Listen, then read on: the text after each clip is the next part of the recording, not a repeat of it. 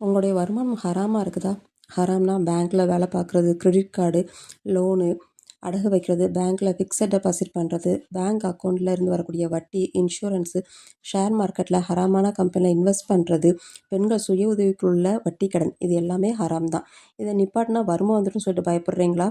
அல்லாஹ் உங்களுக்கு தான் சொல்கிறான், வறுமைக்கு நீங்கள் பயந்தால் அல்லாஹ் நாடினால் தனது அருளால் உங்களை நிறைவாக்குவான் அப்படின்னு சொல்கிறான். இது எப்போ வந்ததுனாக்க ஹிஜ்ரி 9ஆம் ஆண்டுக்கு பின்னாடி வந்துட்டு அல்லாவை இணை கற்பிப்பவர்கள் புனித மஸ்ஜிதை நெருங்கக்கூடாதுன்னு சொல்லிட்டு அல்லாஹ் சொல்கிறான். அப்போ முஸ்லீம்கள் பயப்படுறாங்க, தன்னுடைய வியாபாரம் குறைஞ்சி போயிருமோ அப்படின்னு சொல்லிட்டு. அதுக்கு அல்லாஹ் சொல்கிறான், வறுமைக்கு நீங்கள் பயந்தால் அல்லாஹ் நாடினால் தனது அருளால் உங்களை நிறைவாக்குவான், தேவையான செல்வத்தை உங்களுக்கு வழங்குவான். நிச்சயமாக அல்லாஹ் நன்கறிந்தவன், ஞானமிக்கவன்.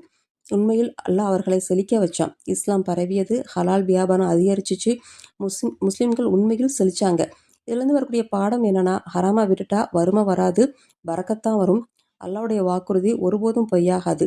படிச்சு பாருங்க, அத்தியாயம் 9:28.